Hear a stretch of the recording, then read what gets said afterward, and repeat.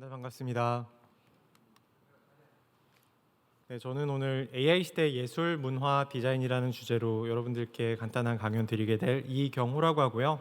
저는 현재 울산과학기술원 디자인학과에서 조교수로 일하고 있습니다. 만나서 반갑습니다. 네, 그래서 오늘 드릴 말씀은 사실 크게 부담스러운 건 아니고요. 기술과 예술이 발전하고 우리 생활의 전반에 AI 요소들이 막 들어왔는데 과연 그러면 AI와 관련해서 예술이나 디자인 창작은 어떻게 진행이 되고 있고 그런 것들을 굉장히 새로운 모습이잖아요. 우리들은 어떻게 인식을 하고 경험하고 혹은 평가를 해야 되는지에 대해서 좀 이야기를 해볼까 합니다. 그래서 순서는 기술과 예술 AI의 발전에 대해서 간략하게 설명을 드리려고 하고요. 두 번째는 요새 근래에 적대적 인공신경망이라고 하는 제너러티브 어드버저럴 네트워크가 나왔잖아요. 그래서 그거에 대해서 간단하게 설명을 드리고요. 크게 무언가를 만들어내는 작업에서 큰 변화가 세 가지가 있었는데, 하나는 인공의 것, 합성의 것을 만드는 미디어로서의 AI, 두 번째로는 표현의 폭을 넓히는 이제 자동화되고 탐색적인 디자인을 가능하게 하는 AI, 마지막으로는 이제 그것들이 이제 합쳐진 하나의 새로운 어떤 예술 창작의 과정 같은 것들을 사례를 보여드리면서 우리는 그럼 이 시대를 어떻게 살아야 되는지에 대해서 같이 얘기를 해보겠습니다. 그리고 마지막으로는 저의 바람을 좀 담은 AI를 새로운 디자인의 재료이자 요소로 활용할 수 있는 방법에 대해서 말씀 드려보겠습니다. 혹시 여기 앉아 계신 분들 중에 예술이나 디자인과 관련된 일을 하시는 분이 계신가요? 네, 거의 다시군요. 네, 반갑습니다. 그래서 일단 시작하기 전에 제 소개를 좀 드리겠습니다. 저는 서울에서는 서울대학교를 졸업했고요. 그리고 미국에서 AI를 활용한 디자인 과정이 어떻게 좀 흥미롭게 될 수 있을까를 궁금해서 미국에서는 옥수수밭 중서부에 있는 UIUC라는 학교를 나왔고요. 여기 있는 예쁜 넥타이를 메고 있는 게 저입니다. 그래서 이렇게 장대한 대자연의 품 안에서 이제 최신의 컴퓨터를 이용해서 여러 가지 쓸모없는 예술 디자인 창작과 관련된 실험을 했고요. 실제로 이거는 저희 학교에 있는 시스템은 아니고 텍사스 오스틴에 있는 슈퍼컴퓨팅 클러스터를 사용해서 주로 실험을 했습니다. 그래서 저의 주요한 관심사들은 기존의 예술문화 경험들이 근래의 데이터나 이런 인공지능들이 들어오면서 많이 바뀌고 있는 것 같아요. 그래서 그런 것들을 어떻게 만들까도 굉장히 궁금하지만 사람들은 관객의 입장에서, 청중의 입장에서 그런 것들을 어떻게 경험하는가도 굉장히 궁금했어요. 그래서 이건 2014년, 지금으로부터 한 7, 8년 전에 이제 작업을 한 내용인데요. 여기서 보이는 이미지는 시카고에 있는 밀레니엄 빈, 굉장히 큰 조형물의 사진입니다. 그걸 바탕으로 해서 서로 다른 두 명의 화가의 스타일을 입힌 거예요. 그래서 좌측 상단에 보이시는 거는 고흐의 별이 빛나는 밤, 그리고 우측 하단은 뭉크의 절규를 스타일만 따내서 그 사진을 변형을 시킨 거예요. 그리고 우측 상단, 좌측 하단에 있는 거는 그 두 화가의 스타일을 중간 어디쯤 이렇게 합성을 해서 보여준 새로운 이미지를 만들었어요. 만약에 우리가 화가한테 고흐의 작법으로 새로운 그림을 그려달라고 하면 가능할 것 같아요. 반대로 뭉크의 절규에서 느껴지는 이미지나 컬러 같은 것들을 활용해서 이미지를 재창조해달라고 하면 할 수 있을 것 같아요. 근데 그 중간 어딘가를 만드는 것은 굉장히 까다로운 일이거든요. 근데 컴퓨터는 그걸 할 수 있더라고요. 그래서 굉장히 신기하다는 생각을 했고요.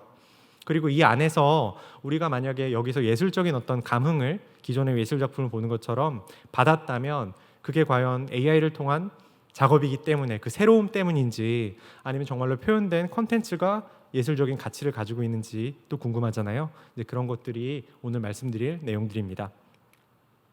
두 번째는 2016년도에는 굉장히 많은 컨템포러리 페인팅들을 바탕으로 해서 우리의 예술 지형은 어떤가를 탐구해본 작업입니다. 그래서 컴퓨테이셔널 아트 히스토리라는 이제 일련의 작업으로 연구를 진행을 했고요.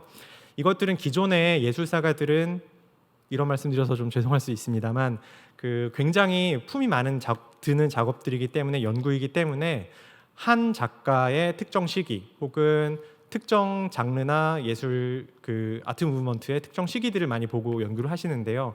왜냐하면 그 작품들을 해석하고 읽고 그것들을 이제 분석하고 하는데 시간이 굉장히 많이 걸리기 때문이에요. 근데 이런 종류의 인공지능을 활용하면 미시적인 표현뿐만 아니라 거시적인 입장에서 우리 세계를 둘러싼 예술 지형이 혹은 회화가 어떻게 변모하고 있고 이런 것들을 잘 볼 수 있는 거죠. 더 신기한 것은 이제 우리가 원하는 대로 예를 들면 컬러별로 혹은 표현된 컨텐츠별로 혹은 표현 양식별로 이런 것들을 잘 정렬해서 볼 수 있다는 거죠. 그래서 예전에 아주 몇 편의 그 굉장히 힘든 연구를 하시는 분들도 이러한 방식을 통해서는 더 많은 이제 그 예술 작품을 통해서 연구를 하실 수 있게 되는 거죠. 그리고 그 다음에는 그 새로운 종류의 예술 경험이 탄생하는 것 같아요. 요새 이제 많이 이제 보시는 비디오 프로젝션을 통해서 이제 진행을 한 그 작업인데요. 2019년도에 한 작업입니다. 그래서 우측 하단에 보이시는 거는 실제 클래식 연주를 하는 굉장히 유명한 마야 바이저라는 그 미국에서 유명한 첼리스트예요. 근데 저희의 관심은 우리가 첼로 그 클래식 공연에 가면 첼로 음악 그 자체에도 퍼포먼스에도 관심이 있지만 그 예술가가 그 악기를 연주하는 어떤 모습에서도 굉장히 많은 것들을 느끼잖아요. 그 지휘자의 어떤 패션이 넘치는 그 행위라든지 혹은 바이올리니스트, 첼리스트, 피아니스트들이 가지고 있는 어떤 표현 양식, 표정의 변화, 몸의 변화 이런 것들이 사실은 우리가 쉽게 볼 수는 없지만 굉장히 중요한 의미를 가지고 있어요. 그래서 몸에 그리고 첼로에 간단한 그 가속도 센서를 붙여서 사람들이 연주하는 방식에 따라서 이제 그 표현을 이제 중앙의 무대와 첼로에 프로젝션을 해서 좀 표현을 한 거죠. 그래서 기존의 음악 경험을 좀 어그멘트했다라고 이제 가치를 받는 연구였습니다. 그래서 제가 제일 좋아하는 말 중에 하나는 그 존 라세터 픽사 전 CEO의 이 얘기예요. 기술은 예술에게 영감을 주고 예술은 기술에게 도전을 준다라는 그 이야기인데요. 예를 들면 예술 작가들은 예술을 하는 사람들은 혹은 창작자들은 기술에 대해서 잘 알 수도 있지만 모를 수도 있잖아요. 근데 마찬가지로 예술을 하는 사람들이 만들어내는 어떤 것들은 기술을 잘 모름에도 불구하고 먼 미래에 있는 기술이 있는 것처럼 표현을 하거나 혹은 전혀 그 기술 공학이나 과학을 하시는 분들이 저는 상상할 수 없었던 것들을 이제 표현해내는 경우도 있거든요. 그러니까 서로 예술과 기술, 뭐 과학과 예술은 먼 거리에 이제 떨어져 있는 건 아니죠. 그것들을 가장 잘 드러낸 문장인 것 같아서 또 오늘 제가 말씀드리려고 하는 것과 닮아 있는 이야기인 것 같아서 가지고 왔습니다. 그래서 사실은 이게 짧은 동영상인데 설명을 드릴게요. 여러분들 우리 아침에 일어나면 AI 스피커를 통해서 이제 원하는 곡도 듣고 오늘 할 일도 체크하고 날씨도 체크하고 그렇잖아요. 그리고 자동차 운전하실 때 내비게이션 쓰시고 그리고 유튜브나 넷플릭스 보실 때 내가 좋아하는 컨텐츠들을 알고리즘이 적절하게 이제 찾아서 우리한테 제공을 하잖아요. 그리고 여러분들이 사용하시는 음원 프로그램에서는 여러분들의 최근 플레이리스트나 어떤 들으셨던 곡들의 특성들을 바탕으로 그것과 굉장히 관련되어 있을 수 있는 내용들을 이제 주는 거죠. 그래서 사실 AI라고 하는 거는 우리가 그것들을 기술을 구체적으로 개발하거나 다루지 않더라도 우리 생활에 이미 많이 들어와 있어요. 그리고 다만 이제 그것들이 너무 빨리 그 저희에게 학습이 되어서 잘 모르는 것뿐이죠. 네. 그래서 뭐 좁게는 음성 인식 그리고 뭐 문자 인식, 뭐 영상 인식 혹은 사람의 얼굴 인식 이런 걸로부터 시작해서 뭐 넓게는 산불 감시하는 데도 쓰이기도 하고요. 무인 자동차들이 돌아다니기도 하고 뭐 그런 거죠. 근데 다 기존에 있는 AI 기술들은 어떤 쓰임, 사용, 기능적인 내용들에만 너무 포커스가 되어 있었어요. 제 그 개인적인 생각으로는 그래서 그것들을 좀 더 넓게 스펙트럼을 넓게 생각해서 이런 종류의 인공지능이 우리에게 어떤 의미가 있고 앞으로 어떤 역할을 할 것인가에 대해서 여기 계시는 분들 그리고 그 생방송으로 보시는 분들과 함께 좀 생각을 해보고 싶다는 생각을 했습니다. 그래서 그런 마음을 가지고 나머지 강의 슬라이드를 준비를 했어요. 네, 그래서 AI 기술이 발전해서 새로운 예술과 문화, 디자인의 지평이 이제 막 급격하게 변화하고 있잖아요. 그럼 우리는 어떻게 이러한 것들을 더 잘 경험하고 즐길 것인지, 또 여기 계신 분들은 실제 앞으로 그런 일을 하셔야 되는 분들이니까 이런 것들이 어떤 것인지에 대해서 한번 생각해 보도록 하는 게 좋을 것 같아요. 그래서 AI는 창작을 시작하게 되는 영감을 주는 방식도 바꾸고 있고요. 창작의 과정은 당연히 바뀌고 있고요. 그리고 이거는 좀 어색할 수 있는 표현인데 그 결과물을 경험하거나 해석하는 방식에도 좀 큰 영향을 미치고 있어요. 아까 그 직전에 이제 직전 세션에서 보셨다시피 메타버스가 열리면서 사람들이 어떤 그 물리적인 법칙에 지배받지 않는 새로운 공간에서 다양한 즐길거리를 하잖아요. 이제 마찬가지로 이것들은 우리가 주로는 물리적인 법칙들이 지배하는 세상 속에 드러나는 아트폼들이 지금 많지만 그것들을 이해하거나 경험하는 거에는 좀 다른 방식으로 다른 그 퍼스펙티브로 접근을 해야 될 것 같아요. 그래서 몇 가지 이제 인류 그 인간사에 굉장히 유명한 그 예술 작품들을 들어서 그 한번 제가 드리려고 하는 말씀이 뭔지에 대해서 좀 구체화해 볼게요. 자, 이거는 미켈란젤로가 그린 시스티나 교회 천장의 프레스코죠. 그래서 사실은 저기 있는 아담의 창조가 굉장히 유명하지만 요 전체 그 천장에 어마어마한 정도의 그림을 그렸어요. 근데 그때 당시에 사람들은 현실 문제에 별로 관심이 없었던 것 같아요.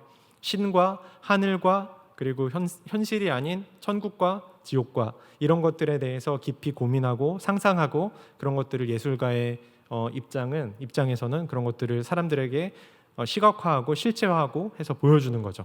그래서 지금 봐도 우리가 이 놀라운 어떤 그림들이잖아요. 근데 당시에 만약에 우리가 저 성당에 가서 저 그림을 보면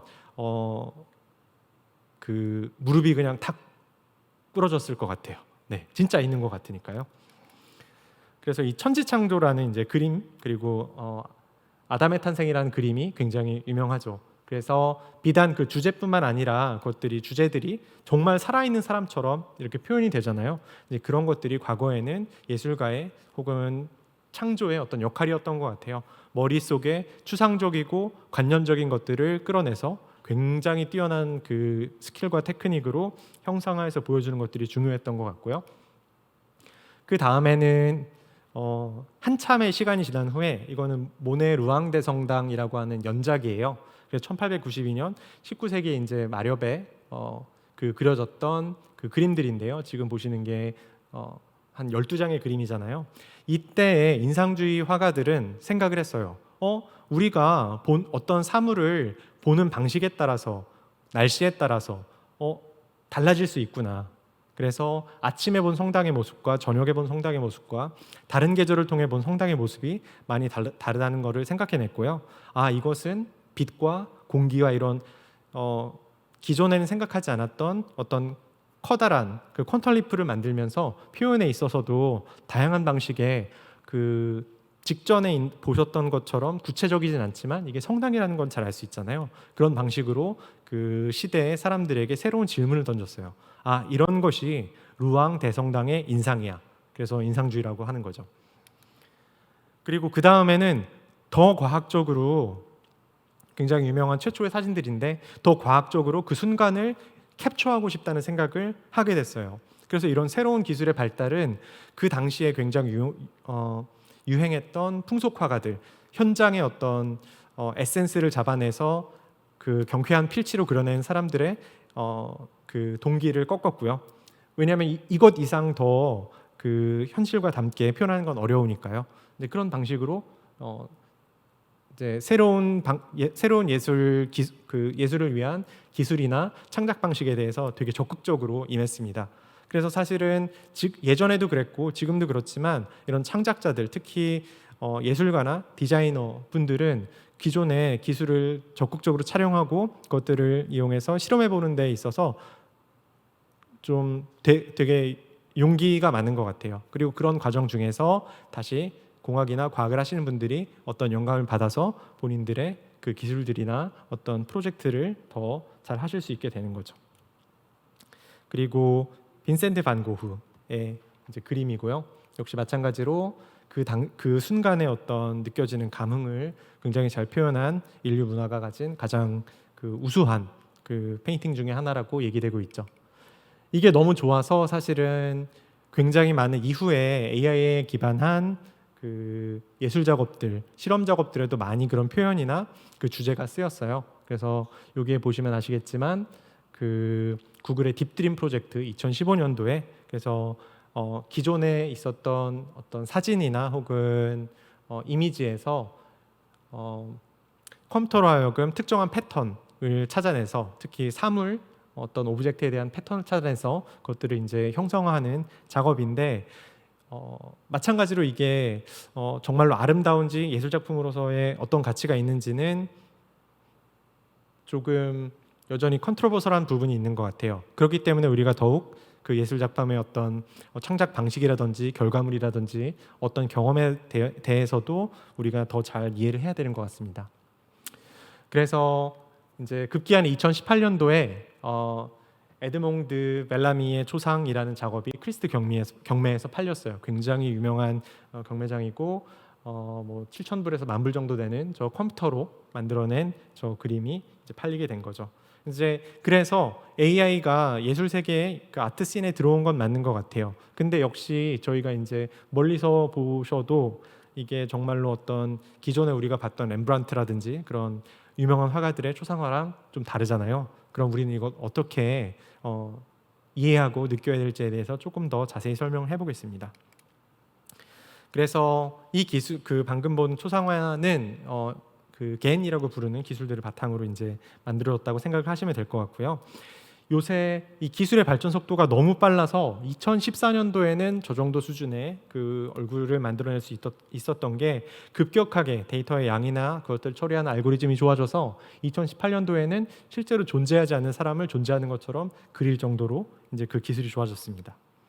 그리고 다양한 그 사실 회화뿐만 아니라 평면뿐만 아니라 입체 어떤 그 예술이나 혹은 디자인 결과물에 있어서도 생성적인 디자인 과정을 거쳐서 기존에 생각하지 않았던 그 의자라고 느껴졌던 그 느낄 수 있는 어떤 구조나 형상 같은 것들을 바탕으로 해서 굉장히 새로운 미감, 사람의 어떤 창작을 하거나 디자인을 하면 이렇게 만들기 힘들겠다라고 생각하는 것들이 이제 막 만들어져서 팔리고 있죠. 네, 그래서 이제 이런 굉장히 다양한 대안 모색을 해서 그 과정에서 역시 지금까지는 마지막까지 디자이너가 그 의자를 의자로서 만드는 다양한 요소들을 그 잘 정리를 해서 그것들을 선택을 해서 아까처럼 상품으로 만들어내는 거죠. 그래서 뭐 발전 과정은 예를 들면 제일 우측편에 있는 그 의자가 최종 결과물이라고 한다면 완전히 좌측부터 중간 그리고 그 다음 단계로 조금씩 의자다운 면모를 이제 갖추게 되는 거죠. 여기서 흥미로운 거는 지금 많이 사용하는 이런 생성적인 결과물에 그 쓰이는 알고리즘은 유전 알고리즘이 대체로 많아요. 그래서 여러분들이 혹시 이런 종류의 그림들을 봤을 때 약간 깨름칙하고 동물의 뼈라든지 혹은 외계인의 뼈처럼 느껴졌다고 하면 그게 맞습니다. 그러니까 그게 새로운 어떤 미학일진 모르겠지만 지금 현대 우리가 소화할 수 있는 정도의 미학은 아닌 거죠. 왜냐하면 우리는 본능적으로 저런 것들이 거부감이 느껴지니까요. 그래서 그런 것들이 여러분들이 이제 미래의 창작자로서 해결해야 될 문제라고 생각이 되고요. 그래서 이런 기술들은 그 겐이라고 하는 그 AI 기술들을 그 통해서 개발이 되는데 크게는 생성자와 판별자가 있고요. 그 생성자가 만들어낸 어떤 그 이미지들이나 어떤 그 최종 결과물들이 판별자를 속일 수 있을 만큼 정교해지면 이게 패스가 되는 거예요. 그러니까 이게 진짜인지 아닌지 아까 그 얼굴 표정에서 그 얼굴 그 포트레이트에서 보셨던 것처럼 그게 어느 정도 수준이 지나면 진짜인지 가짜인지 진위를 알 수 없는 순간이 올 거잖아요. 기존에 있는 데이터를 활용해서. 그래서 그런 방식으로 컴퓨터는 굉장히 실제 있을 것 같은 그런 데이터 분포를 가진 것들을 만들어내는 수준까지 이르렀습니다. 그리고 이걸 바탕으로 해서 여러 가지 제너러티브한 디자인들이 아트 창작들이 진행이 되고 있고요. 그래서 이거 사실 이것도 동영상이었는데 오늘 좀 동영상을 사용하기 힘든 환경이 되어서 이 부분은 방금에 이제 드린 설명으로 대신하고 다음 페이지로 가겠습니다.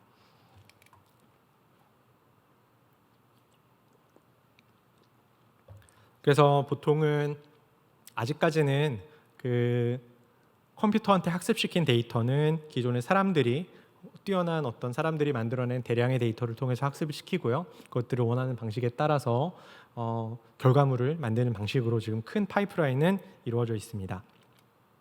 그래서 AI는 새로운 문화나 예술 디자인을 위한 도구이자 창작의 지평을 넓히는 매개체로 사용되고 있고요. 이제 그 첫 번째는 첫 번째 임팩트는 그런 건 것 같아요.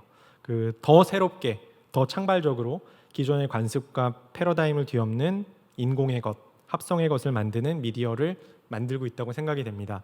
아까 그 의자의 예에서도 보셨듯이 보통 사람이 어떤 종류의 의자를 디자인한다고 생각하면 의자라고 하는 그 어떤 사고 방식이 있어요. 의자는 어떻게 생겨야 되고 최소한 이 정도는 갖추어야 되고 이 어떤 바운더리는 넘지 않아야 되고 이런 의자에 대한 관념들이 있거든요. 근데 AI를 활용하면 그러한 관념을 파괴할 수가 있습니다.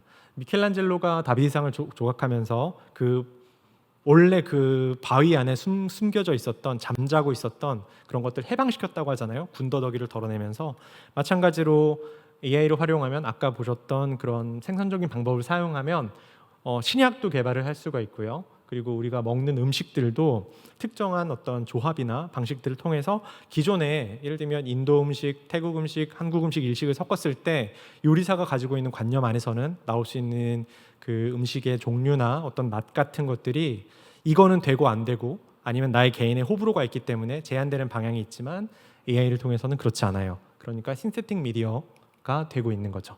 그래서 마찬가지로 기존에 있었던 그 신약을 만드는 과정들도 이런 방식을 많이 사용하고 있어요. 실제로 코비드-19 이제 초기에 이 백신을 만들 때 혹은 치료제를 만들 때 기존에 있는 치료제 중에 가장 영향력이 있는 의미가 있을 것 같은 내용들을 코로나 그리고 주요한 신약 데이터들을 인터넷에 풀고요. 그것들을 이제 컴피티션을 해서 그 딥러닝 과정을 통해서 추론해 본 적이 있어요. 그래서 그거는 이제 뉴스 미디어보다 훨씬 전 일인데 람데시브루가 가장 적합할 거라고 이야기를 했었어요.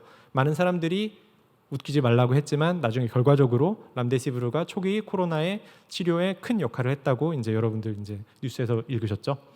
마찬가지로 이건 뭐 약의 경우에 그랬고요. 두 번째 이제 이거 지금 보이시는 내용은 역시 마찬가지로 자연에 존재하지 않는 딱정벌레예요. 딱정벌레라고 믿겨지는 어떤 요소들이 있고 그것들을 뭐 과감하게 탈피해야 될 어떤 요소들 그리고 최소한 갖추어야 될 요소들을 컴퓨터가 이제 여러 가지 생성을 하고요. 그것들 중에서 우리가 그 하나의 그 나만의 딱정벌레를 생성할 수 있는 거죠. 그래서 제가 만약에 딱정벌레의 웹이나 어떤 전체 쉐입이나 혹은 그런 모양을 기반에 둔 어떤 새로운 디자인을 만들고 싶다고 하면 이러한 종류의 탐색적이고 합성적인 방법들은 굉장히 효율적일 수 있겠죠. 두 번째는 구체적으로 상상하기 힘들고 세세하게 표현하기 어려웠던 아이디어들을 AI가 대신 이제 표현을 해주고 이제 미래의 창작자들은 그리고 현재의 창작자들 그 실험적인 창작자들은 고르는 이제 시대가 왔습니다. 네, 아까 보셨던 스타일 트랜스퍼라는 알고리즘이 그렇고요. 뭐 좌측 상단에 보시면 반 고흐, 우측 하단에 보시면 뭉크의 그 이미지가 있고요. 그거를 가운데 보이는 그 아름다운 티빙겐 대학의 강가에 있는 그 건물들을 합성한 결과예요. 그래서 사람들은 예를 들면 본인의 취향이나 어떤 기존의 교육 경험에 따라서 어느 만큼이 적합하다라고 생각하고 그것들을 그려낼 것 같아요. 이 화면을 저런 스타일로 그려줘라고 하면 이 중에 하나가 되겠죠.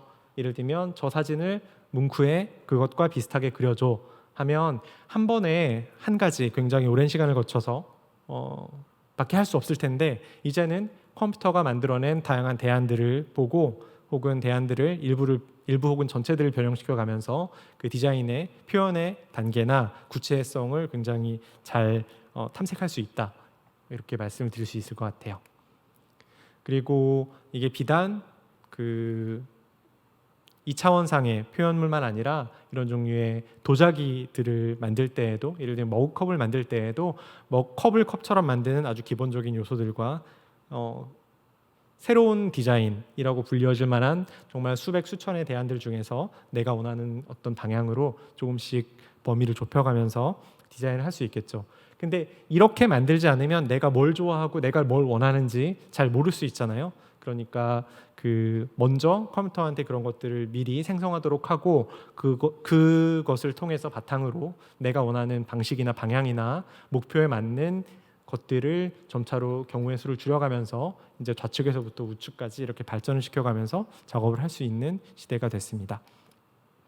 그리고 마지막으로는 정형화된 선형적인 디자인 프로세스가 아니라 그것들을 프로젝트의 시작과 끝을 정말로 자유롭게 옮겨다니면서 작업을 할 수 있는 비선형적인 작업 과정을 가지게 됐습니다.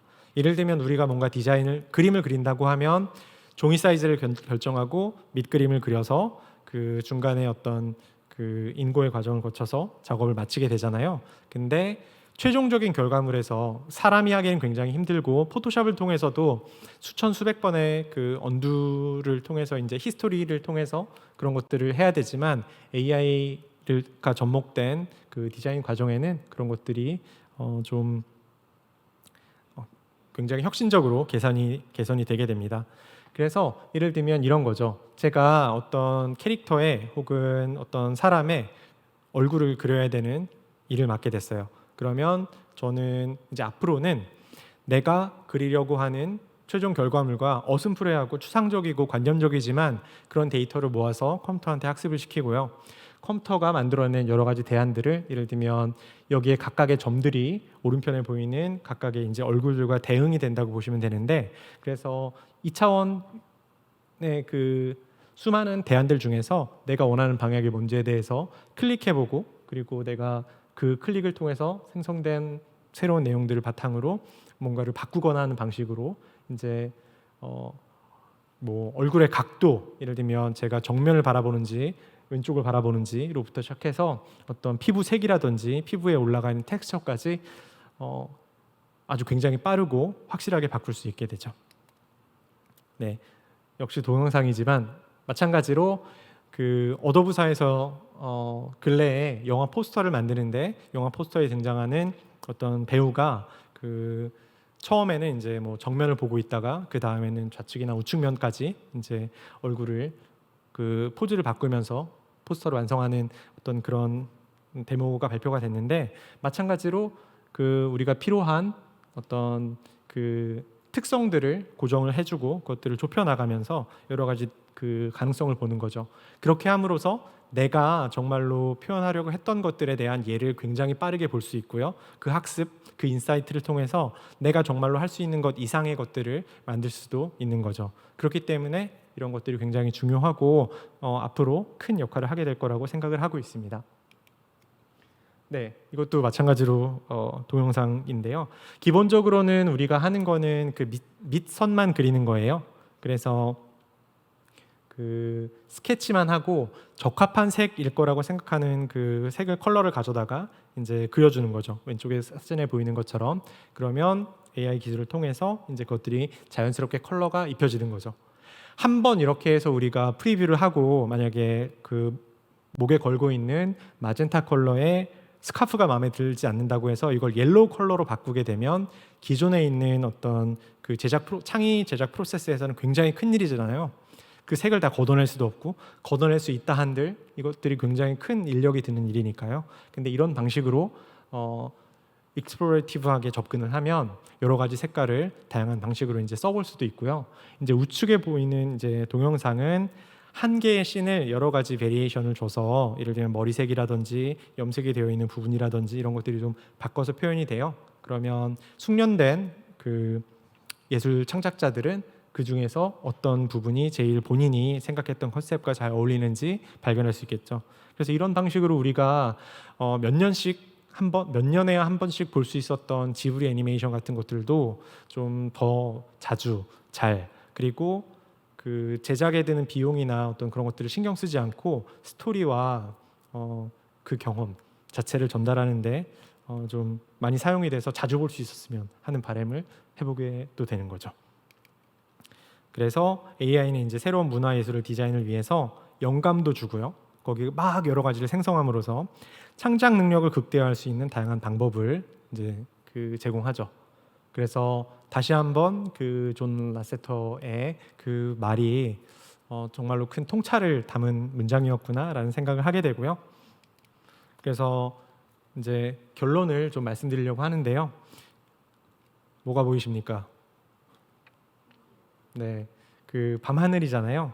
그래서 이게 우리가 일반 사람들이 보면 아름다운 밤하늘이지만 이제 이 안에서 그 천체물리 하시는 분들은 허블 망원경을 통해서 우주 저편에 있는 우주의 기원과 역사와 별과 은하의 종류를 발견하잖아요. 근데 또 마찬가지로 예술가나 창작자들의 경우에는 이거 지금 요새 볼 수 있는 10월 달에 볼 수 있는 별자리예요. 그래서 여기 보시면 그 옛날 사람들은 그 뭐 배를 항해를 한다거나 혹은 육지를 여행하는 캐러반 여정에서 그 밤하늘을 보면서 여러 가지 이야기거리들을 많이 만들어냈잖아요. 여기 보면 페가수스도 있고 물병자리 아쿠아리스도 있고요. 저 위에 보면 뭐 케페우스라든지 뭐 이런 것들이 막 보이는 거죠. 그래서 어떤 사람들은 그 수많은 별들 속에서 새로운 캐릭터나 새로운 이야기와 새로운 어떤 대화할 수 있는 거리를 찾아내는데 마찬가지인 것 같아요. 데이터는 정말로 많이 우리가 잘 만들어 왔고요. 그 우리 휴머니티를 통해서 오랜 시간 동안 축적이 되어 왔고 근래 한 인터넷이 이제 두루 쓰이게 된 한 20년, 30년 사이에 그런 것들도 잘 디지털화가 되어 있는 것 같아요. 그래서 우리는 이 밤하늘을 보고 그 과학과 공학을 꿈꿀 수도 있지만 이런 방식으로 예술적인 강음이나 이 시대 혹은 다음 세대 사람들에게 오늘의 우리가 경험하는 이 일상을 혹은 우리가 그 경험하고 있는 동시대의 시대 정신을 잘 전달할 수 있는 역할을 해야 될 것 같아요. 네, 그래서 그 과정은 이제 기존에 있었던 내용들보다도 좀 다른 종류의 접근법이 필요한데요. 어떤 인풋이 어떤 데이터가 필요한지 그리고 그 데이터를 뭐 어떻게 하면 잘 이제 입력받을 수 있는지에 대한 것을 먼저 하고요. 그리고 마지막으로는 내가 뭘 만들고 싶을지에 대해서도 잘 생각해야 되는 것 같아요. 그래서 보통은 기술이나 어떤 내가 할 수 있는 것의 한계를 규정짓고 새로운 서비스나 콘텐츠나 혹은 제품 혹은 시각적인 결과물들을 만들려고 하는 경우가 많은데 이제는 그렇지 말고 어떤 나의 목표를 하나를 정해두고 그것들을 가능하게 하는 방법들을 찾아 나가는 게 그 방법을 개발하는 게 더 중요한 시대가 된 것 같아요. 그래서 뭐 컴퓨터가 어떻게 학습을 하는지 어떤 종류의 그 컴퓨터 지능들이 만들어지는지 그걸 통해서 어떤 판단이나 추론들을 하는지 그리고 그 과정에서 사람이 어떤 통찰을 가지고 어떤 동기부여를 받는지에 대해서 미래의 창작자들로 이런 내용들을 원소들을 잘 생각을 하고 한 걸음 한 걸음 걸어 나가다 보면 이런 것들이 잘 될 수 있을 거라 생각을 합니다. 그래서 결론은 아까 보여드렸듯이 예술 그리고 현대에 들어와서 근대에 들어와서는 디자인들은 우리가 누구고 어떤 것을 욕망하는지를 알려주는 행위였던 것 같아요. 그리고 그게 쓰임이나 필요가 있다고 하면 일상의 사물들, 여러분들이 앉아 있는 의자, 이 공간, 그리고 여러분들이 오늘 타고 온 버스 이런 종류의 구체적인 사물이나 어떤 것들로 표현되는 그 방식도 결정하고 그 자체도 결정을 했죠. 뭘 어떻게 만들까는 여러분들과 같은 창작자와 디자이너의 몫이었습니다. 그래서 그것들이 굉장히 오랜 시간 동안 많은 문명의 흥망성쇠를 함께 했고요. 지금이라고 해서 별반 다르진 않을 것 같아요. 다만 이런 AI나 데이터 같은 것들이 우리가 쉽게 사용할 수 있는 어떤 기술이나 매개체가 됨으로써 더 잘 그런 것들을 더 빠르게 잘 할 수 있게 되는 순간이 온 것 같습니다. 그래서 AI는 앞으로 새로운 디자인의 재료로 이제 사용하기가 점점 더 쉬워질 거고요. 왜냐하면 정말로 열심히 일하시는 과학이나 공학을 전공하시는 분들이 이런 것들에 더 잘할 수 있는 방식으로 연구하고 계시고요. 두 번째는 지금까지는 많이 실용적이지 않다고 판단이 되어서 시도되지 않았지만 이제 더 적극적으로 디자인 프로세스에 굉장히 포멀한 디자인 프로세스의 일부로 자리 잡게 될 거라고 생각을 하고요. 그리고 마지막으로 대량의 데이터를 통해서 특정한 컨텍스트, 특정한 유저를 대상으로 여태까지 디자인이 되어 왔다고 하면 보다 인간적이고 포용적인 디자인을 가능하게 할 수 있을 것 같아요. 한 사람의 디자이너가 한 번의 프로젝트를 통해서 100명의 사람들을 만날 수 있다고 한다면 우리가 이런 종류의 기술을 사용해서 아까 보셨던 그 아트히스토리 프로젝트처럼 100만 명의 사람을 이제 만날 수 있는 시기가 온 것 같아요. 그래서 이런 부분들이 앞으로의 기회 영역이라고 보여지고요. 대신에 이런 종류의 새로운 기술들이 우리에게 준 도전들도 있어요. 하나는 보통은 이런 종류의 작업을 하면 이제 새로움이라는 키워드, 실험적이라는 키워드로 기존의 창작자들이 그 기술 뒤에 숨으려고 해요. 그리고 기술이 뭔지, 기술이 만든 결과가 뭔지에 대해서 반성적인 어떤 사고가 굉장히 필요하다는 생각이 들고요.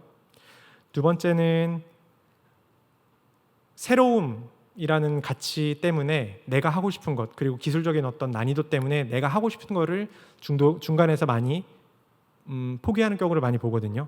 그렇기 때문에 사람으로서의 어떤 창작자로서의 고집이라든지 어떤 주관 같은 것들은 더 잘 세워야 될 것 같고요. 그런 것들은 지난 세계, 지난 시대의 수많은 인문, 사회, 철학 이런 것들의 그 공부나 책 읽기, 작품 보기 등을 통해서 잘 할 수 있을 것 같고요.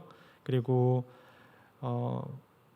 아까 그 의자와 구글의 딥드림, 인셉션 그런 내용들을 봤을 때 이게 뭐지 하고 생각하는 분들도 있었을 거예요. 그러니까 우리가 그런 것들을 이미 잘 느낄 수 있는, 경험할 수 있는 미감을 가지고 감각을 가지고 있는 사람들이니까 더 많은 사람들이 그 가치와 의의를 이해할 수 있도록 새로운 디자인 프로세스와 평가 방식에 대해서도 생각하고 개선을 해 나가야 됩니다. 그리고 마지막으로는 우리가 어떤 모더레이터, 퍼실러테이터, 이네이블러, 그걸 넘어서 창의적인 리더로서 인간 고유의 능력인 창의성이나 표현력을 발전시키고 보다 적극적으로 이런 기술이 우리의 일상에 더 잘, 그리고 더 문화적으로, 예술적으로 들어올 수 있도록 여러분들이 미래의 다리가 되어주셔야 됩니다. 그래서 창의적인 리더십이 뭔지에 대해서 스스로 늘 이제 생각하려고 노력을 하셨으면 좋겠고요. 그리고 오늘 그러니까 예술 권역 밖에 있는 사람들과의 적극적인 콜라보레이션을 할 수 있는 열린 마음, 다학제적인 관점을 좀 추구하셔야 될 것 같고요. 그리고 내가 원하는 결과물이 나올 수 있을 때까지 시간과 노력을 줄여주는 기술들이 발전이 되고 있으니까 더 끊임없는 반복이나 개선을 하기 위해서 노력하셔야 될 것 같습니다. 그리고 마지막이지만 그리고 가장 중요하지 않다는 건 아니겠죠. 우리가 가지고 있는 인간 중심의 가치라든지 인간 중심의 정의 같은 것들을 항상 가슴에 두시고 그런 대량의 데이터나 혹은 최첨단 AI 기술들이 주는 어떤 강력함 때문에 그것들에 매몰되거나 그것들을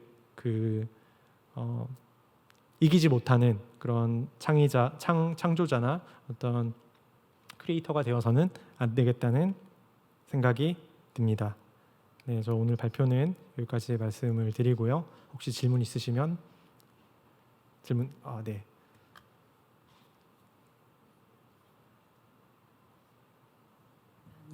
안녕하세요. 저는 지금 디자이너로 활동하고 있는 정유경이라고 하고요. 저도 이제 학교에서 박사 과정을 밟고 있죠. 저 관련된 얘기를 굉장히 많이 다루고 있어요. 그래서 저 제일 궁금한 게 저렇게 스타일 트랜스퍼를 이용하든지 구글 드림을 이용해서 만든 창작물들은 저작권이 도대체 누구한테 가고 그 저작권에 대한 보장을 누구한테 받을 수 있는지에 대해서 정말 궁금하거든요. 그거에 대해서 좀 답변을 해주시면 감사하겠습니다. 굉장히 좋은 날카로운 질문이시고요. 그거는 지금 많이 논의가 되고 있는 부분인 것 같아요.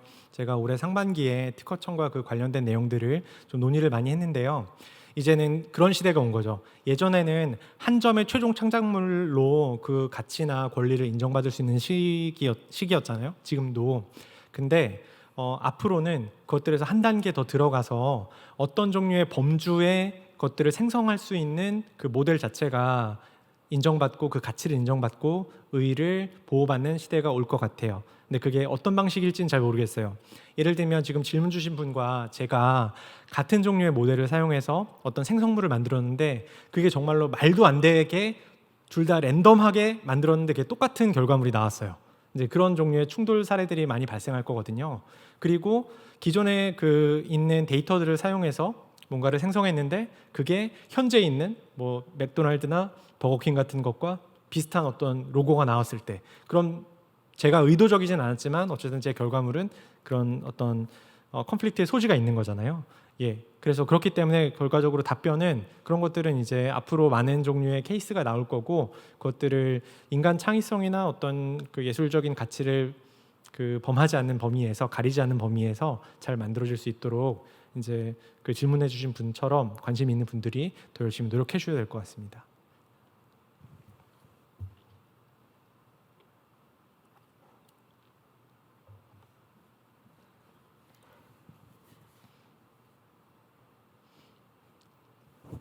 네, 저는 디자인을 공부하는 학생입니다.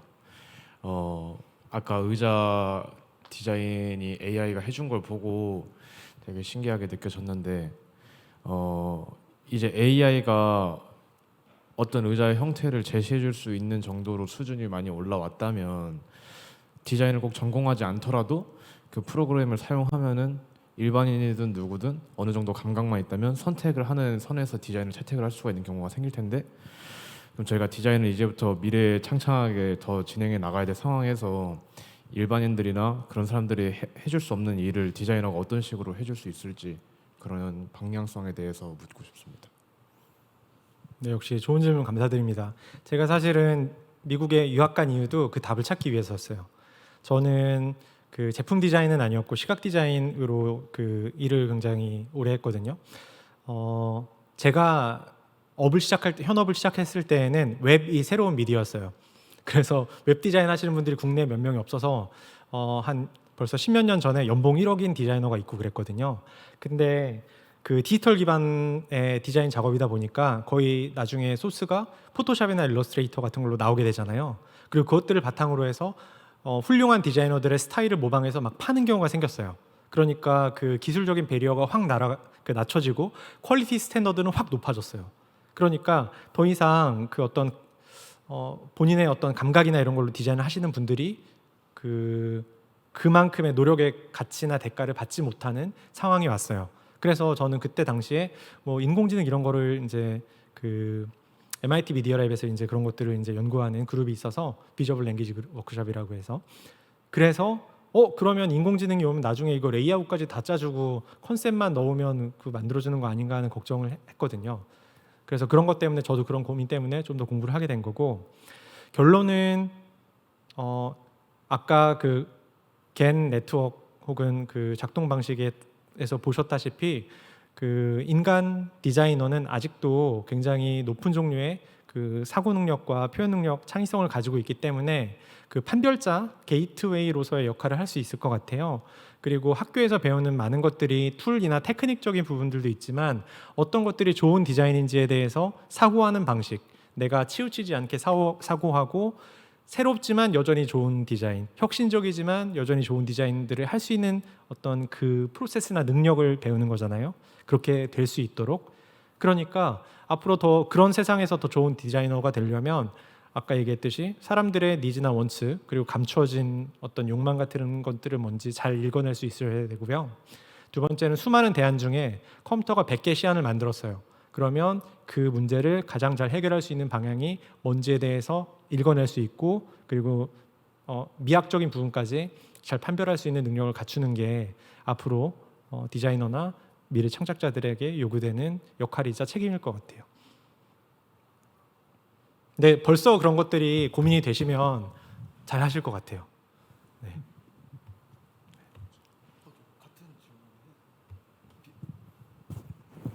안녕하십니까. 저도 디자인을 전공하고 있는 학생인데요.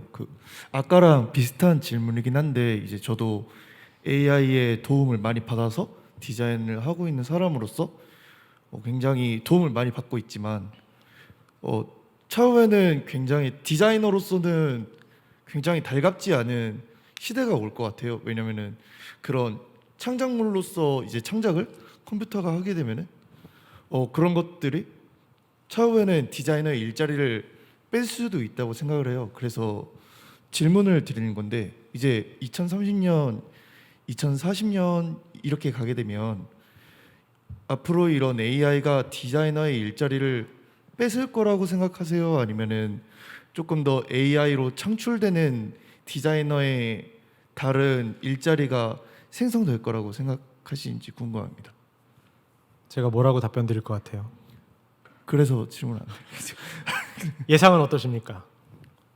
저 같은 경우에는 개인적으로 조금 뺏을 거라고 생각을 하고 있습니다.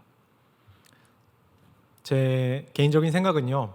사람이 어떤 기계는 24시간 동안 일을 하지만 우리는 최소한 6, 7시간은 자야 되고 밥도 먹어야 되고 사람들이랑 얘기도 해야 되잖아요. 그래서 사람이 기계를 기술적으로 이길 수 있는 방법은 없어요. 그리고 지금도 이미 그런 많은 신호들이 징후들이 나타나고 있죠.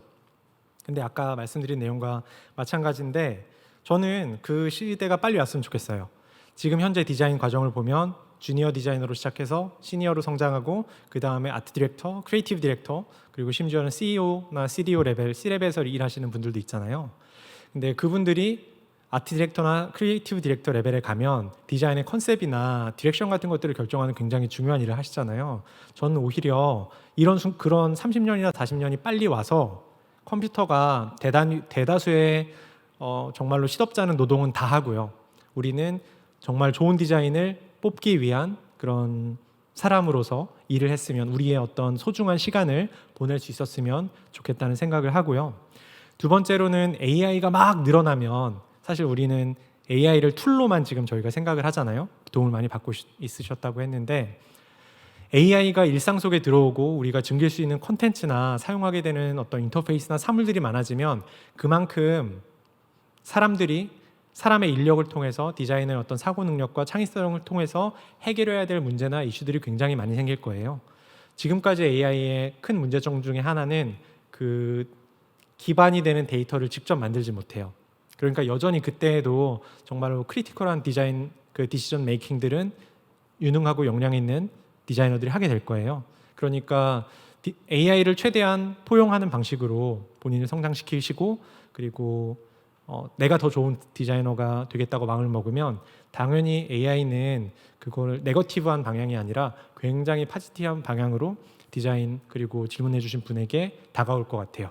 그래서 오히려 우리가 할 수 없는 부분, 극복할 수 없는 부분은 빠르게 인정을 하고 가면 좋을 것 같습니다. 감사합니다. 네. 더 질문이 없으시면 네. 없으시죠? 예. 긴 강연 들어주셔서 감사하고요. 제가 오늘 드린 말씀이 좀 짧은 시간 안에 막 여러 가지를 말씀드리게 되어서 좀 두서가 없었을 수도 있지만 이런 부분들 집에 가셔서 차 한잔 하시면서 저녁 드시면서 좀 생각해 보시고 다음 세대, 우리의 다음 세대를 책임져 주실 그런 크리에이터와 창작자로서 예술가로서 디자이너로서 활동해 주셨으면 합니다. 네, 감사합니다.